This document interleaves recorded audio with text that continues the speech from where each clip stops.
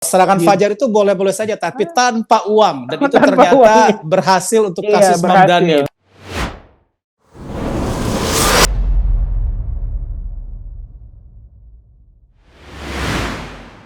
Bismillahirrahmanirrahim. Assalamualaikum warahmatullahi wabarakatuh.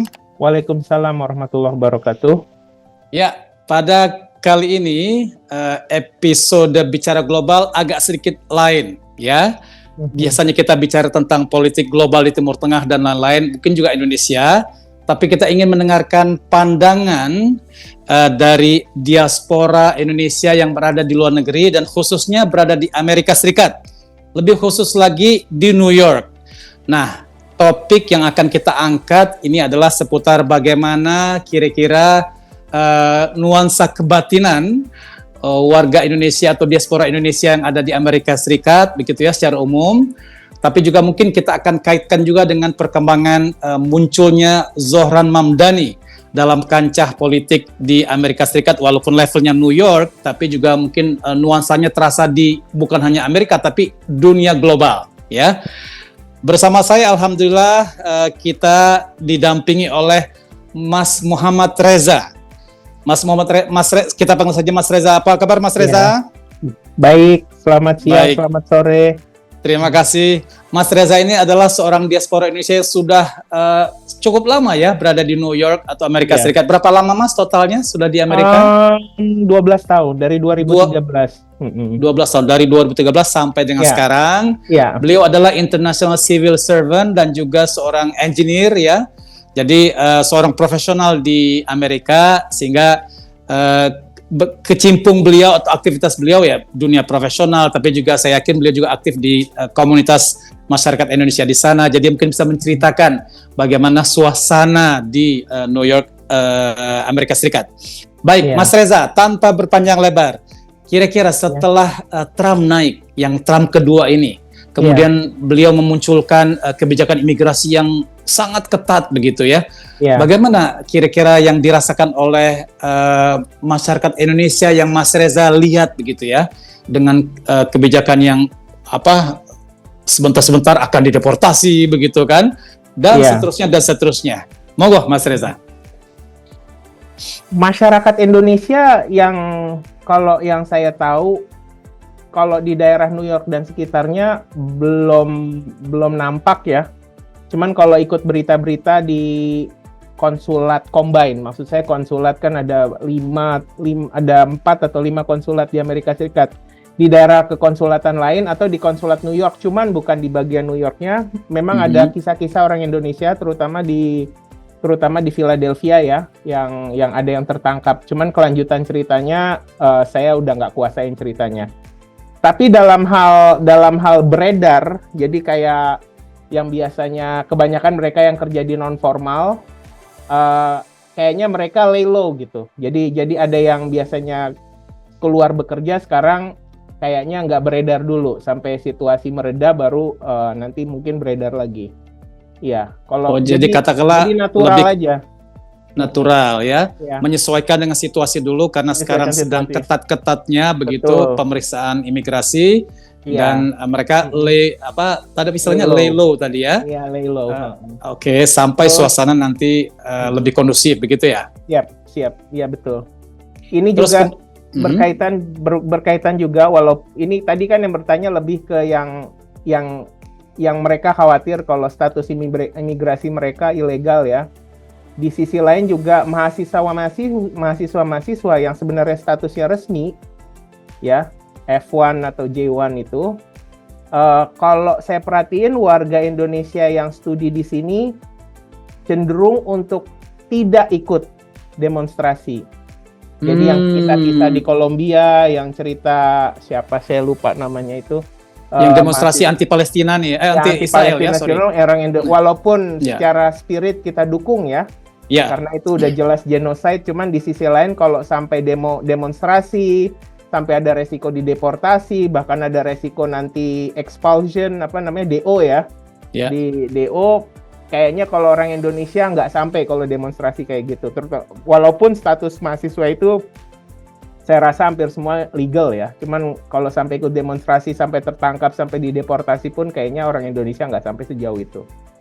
Gitu. Artinya secara umum mahasiswa Indonesia mereka secara statusnya legal, tapi untuk ikut demonstrasi mungkin mereka berhitung ulang lah begitu ya. Lanjut, kan ada resikonya untuk ditangkap dan bahkan dideportasi ya. Betul.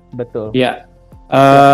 Kalau yang Mas Reza dengar begitu ya, ada rasa ketakutan tidak di warga negara Indonesia yang baik legal maupun resmi sekalipun begitu? Saya udah janji sama Mas Rian di awal ya, kalau saya nggak tahu, saya bilang nggak tahu. Jadi kalau di TV yang kita lihat sampai ICE itu datang ke terminal bis atau ke daerah-daerah padat karya, itu kalau di New York nggak terlalu kelihatan. Oke. Gitu. Nggak sampai mereka datang ngerusak kayak di kota-kota lain ya. Nggak sampai sejauh itu.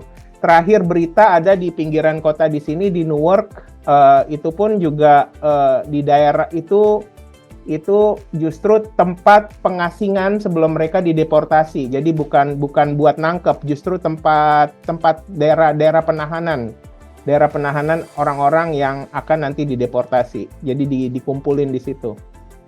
Jadi tempat pengumpulan setelah mereka ditangkap dari berbagai titik, dikumpulkan di New York tadi, kemudian deportasi ya. Betul. Sejauh ini cukup banyak warga negara Indonesia yang terkena, Mas Reza? Itu saya tidak tahu, paling tepat tanya ke konsulat ya. Konsulat kalau di sini Northeast ya. Kalau di New York itu yang berurusan dari, kalau nggak salah, dari Virginia sampai Maine sampai Massachusetts, itu di bawah kelurahan, so to speak ya, di bawah kelurahan atau kecamatan ya KJRI New York lah. Oke. Sip. Nah sekarang kita beralih nih Mas Reza ya. New York sekarang jadi pusat perhatian dunia ya. Betul. Dengan munculnya Zohran Mamdani. Betul. Ya. Beritanya sangat luas dan bahkan bukan hanya level New York atau level nasional, bahkan Donald Trump pun juga ikut berkomentar, bahkan sampai muncul beliau juga akan dideportasi begitu ya, dengan berbagai alasan begitulah. Bahkan juga sangat kuat sekarang nuansa Islamofobianya yang semakin muncul begitu dari orang-orang yang tidak suka dengan Zohran Mamdani begitu. Nah, mungkin karena Reza selaku New Yorker gitu yang sudah 12 tahun tinggal di New York gitu ya. Sebetulnya sebelum dia menjadi calon dan bahkan menang di primary race dari Democratic Party ini ya untuk level New York ini, beliau dulu sudah cukup dikenal tidak di New Yorknya, Mas? Nggak terlalu, tapi lebih ke dia sebagai city councilman ya. Dia counselor kayak DPR-nya kota lah ya. DPRD gitu ya. Iya, DPRD betul, DPRD. Dia memang banyak mendukung sebagai entitas ya, sebagai anggota di legislatif kota New York, mendukung memang policy-policy yang sifatnya sosialis. Tapi bukan karena dia, cuman lebih ke memang New York itu kebetulan memang ada yang mendukung sifat-sifat yang bukan sifat-sifat ya, policy-policy yang sosialis. Dia awalnya dari situ. Terus kemudian dia mulai naik itu karena ada kesempatan di mana emas, di mana ada wali kota New York kok kayaknya tua melulu gitu kan. Bloomberg itu sampai 3 term, sebelum itu Rudy Giuliani, dan cenderung termnya juga lama-lama gitu. De Blasio itu walaupun kalau nggak salah 2 kali itu relatif pendek dibanding 2 atau 3 sebelumnya, dibanding Giuliani sama Bloomberg ya. Jadi kayak ada pesona baru aja, wah ini ada anak muda nih gitu. Muda, terus ibunya juga sutradara top. Kalau Mas Rian suka Bollywood atau suka Bollywood yang Americanized ya, itu Mira Nair itu salah satu sutradara top ya. Jadi saya nggak tahu itu. Begitu. Jadi Mira Nair ibunya itu dikenal luas ya. Iya, salah satu film paling topnya itu Monsoon Wedding. Iya, itu yang nulis Mira Nair. Iya. Bollywood Iya, yang sudah Americanized tadi istilahnya Iya, ya. terus bapaknya juga dia ekonom, jadi dia tahu lah economic policy segala macam ya, populasi gitu ya, sentiment gitu, daya beli segala macam. Jadi a perfect blend aja, muda, keluarganya kreatif, keluar dari bagian ibunya kreatif, dari bapaknya juga, intelektual begitu ya. istrinya juga kreatif, istrinya itu apa ya, artis segala macam lah, desainer, keturunan apa campuran juga begitu atau bagaimana? Iya Arab, Middle Eastern, American Middle Eastern. Saya nggak tahu American Syria Middle atau Eastern Lebanon ya. gitu ya. Oke. Iya, dan iya dia backgroundnya lebih ke ya kreativitas lah ya. Baik. Plus background dia yang seperti itu, silakan. Jadi unik juga ya, Unik. Zohran ini dia karena dia muda, kemudian jadi antitesa dari para mayor sebelumnya, begitu yang tua-tua, begitu ya. Kemudian dia juga lahir di Afrika, begitu kan. Betul. Kemudian darah dia dari India, begitu kan. Kemudian juga beliau Muslim juga, walaupun katanya Syiah. Dan Mas gitu Rian kan. pernah di Afrika kan? Mas Rian tahu kalau di East Africa itu, di Tanzania, Kenya, dan Uganda itu, kalau orang India yang dari Afrika kan biasanya ekonominya kuat kan? Kalau nggak kuat, sangat ya sekali lah. Mereka menguasai perekonomian di Afrika Timur. Jadi mereka, betul. Jadi mereka juga, Zohran juga relatif ekonominya kuat kan? Iya. Kreatif. Jadi ya his background is for him. Yang against him itu cuman karena resiko muslimnya itu. Oke. Itu saja yang menjadi untuk dilihat sebagai itu jadi advantage juga, bukan disadvantage gitu. Baik, kan itu serangan Islamofobia cukup kuat begitu ya, kepada Zohran ya. Terus itu bagaimana istilahnya dia dan timnya atau bahkan komunitas Muslim secara umum di New York lah katakan. Saya personally bahkan khawatir ya, karena kita tahu practically semua bisnis lah ya, bisnis dari transportasi, taksi, limusin sampai bisnis saham, semua kan dikuasai oleh Yahudi ya. Tapi surprisingly mungkin di New York itu Yahudinya juga ada juga yang Yahudi progresif. Yahudi yang bukan Zionis ya, Yahudi Ortodoks mungkin, atau Yahudi yang model-model Spielberg lah ya, Yahudi yang kreatif gitu ya. Terus ya dibantu juga oleh itu. Jadi nggak semuanya anti sama dia. Yang New York yang putih pun, yang pendukung Trump juga kebetulan secara populasi nggak banyak.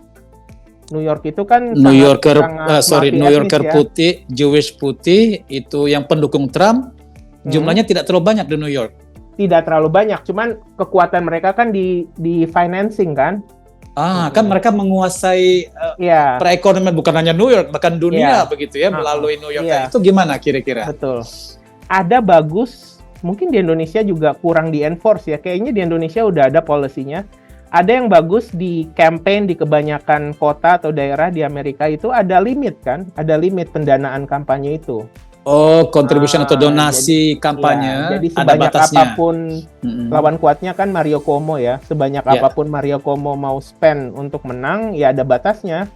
Zohran pun juga nggak miskin-miskin amat dari sisi kampanye, tapi saking banyaknya pun dia juga udah cukup, dia nggak ada fundraising lagi, karena sempat fundraising, cuman pas sampai limit dia nggak fundraising lagi, gitu. Karena dananya sudah cukup lah bagi dia, menurut begitu peraturan dia nggak boleh lagi nambah dana buat kampanye, ada limitnya, begitu. Sejauh ini suasana kebatinan para pendukung lah katakan begitu ya. Zohran ini seperti apa menyambut pemilu nanti yang di bulan November ya? Iya. Itu gimana? Sekali lagi saya perlu garis bawahi mungkin audiens supaya ngerti ya, karena saya baca koran terkesan Zohran Mamdani bakal jadi wali kota. Zohran Mamdani belum jadi wali kota. Dia baru menang primary buat Demokrat. Itu perlu digaris bawahi. Jadi Mario Cuomo ini yang kalah, dia nyalonin lagi lewat independen. Dan perlu dia mencalonkan diri lagi jalur independen. Oke. Dan perlu diingat Michael Bloomberg pun juga jadi wali kota 3 term juga lewat jalur independen. Jadi di New York itu is still possible ya. Untuk jadi presiden mungkin independen unlikely ya. Udah berapa kali namanya Ross Perot, Ralph Nader gitu tahun 90-an nyalon independen jadi presiden tuh hampir nggak mungkin lah. Cuman kalau wali kota mungkin. Jadi kalau mau tanya jawaban soal kekhawatiran, ya adalah kekhawatiran sedikit ya. Takutnya karena Mario Cuomo nyalonin lagi, mungkin dia mau minta bantuan Trump, mungkin minta bantuan orang-orang yang bisa bantu secara keuangan, financing ke dia. Terus belum lagi Eric Adams incumbent kan dia juga nyalonin jadi independen. Dari jalur independen juga. Betul. Incumbentnya Eric Adams sekarang. Ya. Jadi incumbent akan maju, kemudian Andrew Cuomo juga akan maju juga, dan Mamdani dan calon Republik juga, dan Mamdani. Berarti ada 4 calon ya. Katakanlah secara suara cukup kuat begitu ya satu sama lain ya. Gaduh ya. Wow. Terus kemudian para pendukung Mamdani yang katakanlah kebanyakan mungkin orang-orang yang non mainstream di Amerika begitu ya. Itu bagaimana mereka ininya suasananya atau mereka penggalangannya begitu ya. Ini mungkin menarik bagi para politisi muda. Karena masih Juli ya. Kalau nggak salah pemilunya November ya. November ya. November. Jadi saya belum tahu, cuman saya secara pribadi aja memang sedikit khawatir sih karena waktu Zoran Mamdani menang kan tidaknya Demokrat kan, ideologi Demokrat kan sama. Ideologi Demokrat itu di Amerika ada 2, kan? Iya. Union sama kebebasan berpikir, termasuk ya LGBT segala macam ya. Dua itu kekuatan Demokrat. Jadi Cuomo sama Mamdani itu sebenarnya dari sisi doktrin Demokrat itu sama. Gitu. Nah, sekarang ada equation, kalau sekarang Cuomo udah bebas, dan di sisi lain juga Eric Adams yang juga udah dukung Trump waktu inauguration Trump dia datang dibantu oleh Trump, dan Partai Republik pula. Jadi dia benar-benar dikerubungin sebenarnya dari sisi ideologi ya. Oh, gitu. Jadi dia melawan bukan hanya 1-2 orang tapi istilahnya 3 orang ini. Betul. Jadi satu melawan dia begitu ya. Betul. Tapi yang satu-satunya calon yang masih muda ya Mamdani ya. Betul. Fenomenanya lebih ke situ, muda dan his circumstances itu is for him ya gitu, supports him ya. Keuangan, ya kan, profil juga, kreativitas, semuanya dari dia. Kalau wali kota lain kan mungkin ada tim kreatif sendiri, mungkin ada tim kampanye sendiri. Kalau Zohran itu lebih gerilya dan dia juga kebetulan kreatif gitu. Iya. Dan dia kan menargetkan ke kelas pekerja khususnya begitu ya. Betul. Memang secara katakanlah demografiknya itu kelas pekerja cukup banyak di New York. Banyak sekali. Iya, yang jadi diserang disitulah sama Trump mungkin makanya lebih ke hak pilih. Kan? Takutnya yang pekerja-pekerja yang semi legal lah ya. Yang green card nanti dicari kesalahannya sehingga green card-nya dicabut gitu kan. Sebenarnya legal. Atau birthright citizenship segala macam. Iya. Itu hak pilih orang itu mulai discrutinize sekarang. Nggak bisa milih. Jadi ini bermain di prosedural begitu bermain di federal, ya. Iya ya, aturan federalnya seperti ini sehingga Anda mungkin bisa jadi tidak punya hak pilih jadinya begitu kan? Terus di ini juga di sisi policy kan, karena polisi dia tuh sangat populis dan ya maaf saya bawa Indonesia sedikit. Polisi populis kan kadang-kadang bisa membuat anggaran membengkak ya. Kayak misalnya makan bergizi gratis di Mamdani itu bisnya gratis nanti, terus gratis, terus TK gratis, gratis tadi ya, childcare gratis, terus utang-utang sopir taksi yang beli medali kayak izin taksi itu medalian itu mau dimaafin, pemutihan utang itu kan budgetnya jadi membengkak kan, jadi ya namanya orang nyalonin biasanya ngasih janji-janji kayak gitu mungkin aja bisa, cuman kan lawannya bisa bilang ini budget wise not sustainable gitu kan. Oke. Gitu. Mungkin dia mengikuti jalur Prabowo juga kan. Ya asal eksekusinya benar ya. Kalau eksekusinya benar tuh bagus banget. Iya. Oke, Iya. secara ide itu bagus, tapi Iya. mungkin nanti pelaksanaan di lapangan itu yang jadi pertanyaan ya. Iya. Tapi kalau melihat dari lihat kampanyenya atau pergerakannya di YouTube begitu ya, semangatnya luar biasa dan kelihatannya Luar dia biasa, sangat luar biasa. meyakinkan ya. Iya, ya. Dan saya harus kasih acungan jempol juga, nggak hanya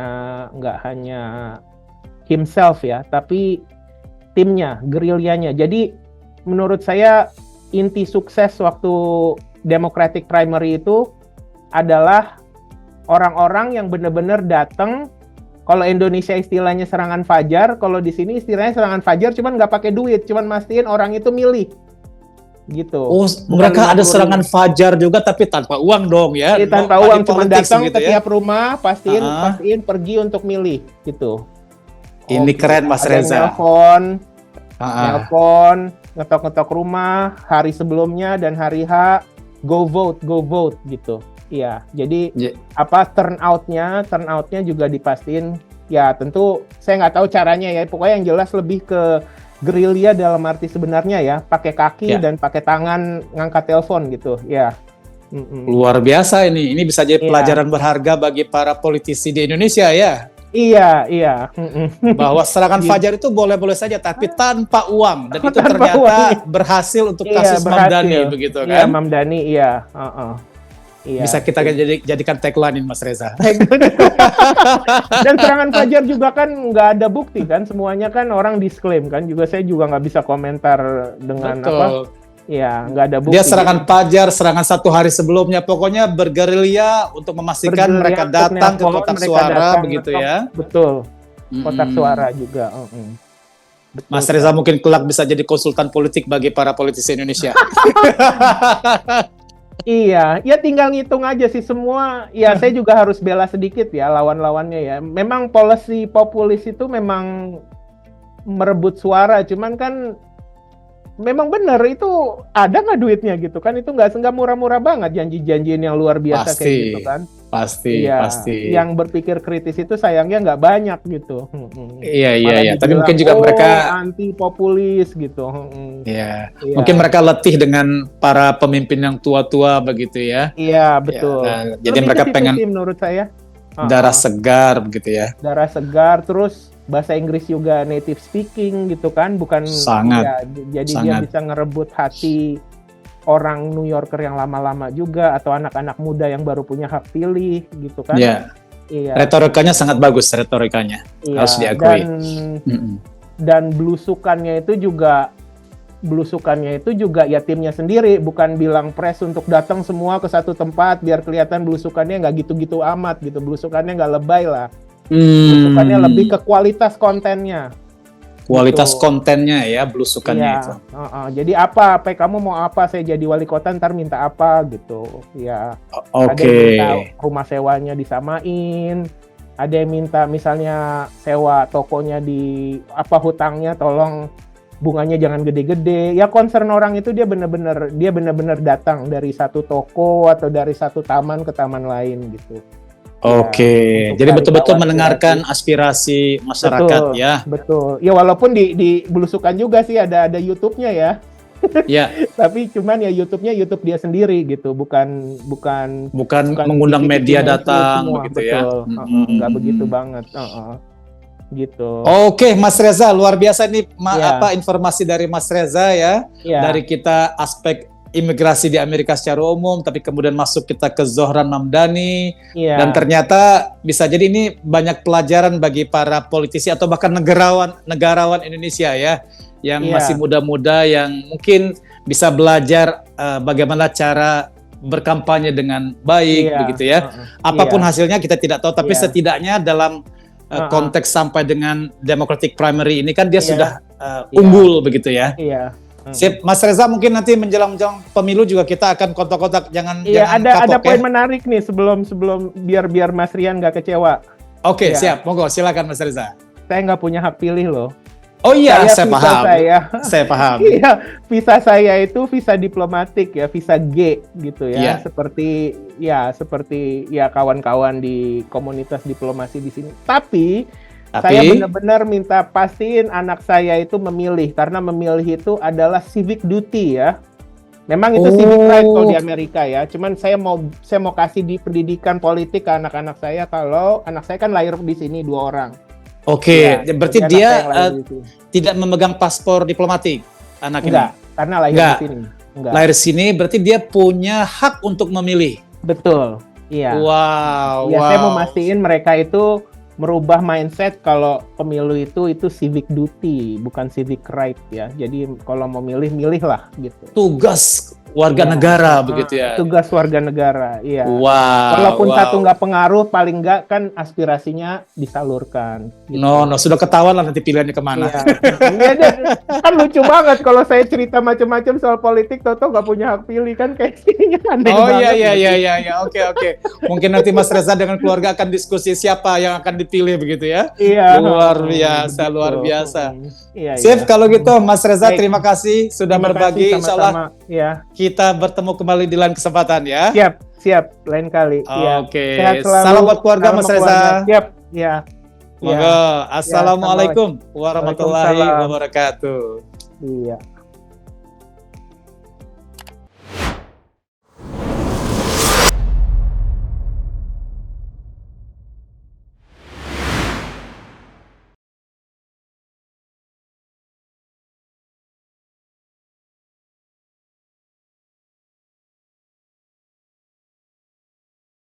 Serangan Iya. fajar itu boleh-boleh saja tapi tanpa uang dan itu Tanpa ternyata uang. berhasil untuk Iya, kasus berhasil. Mamdani.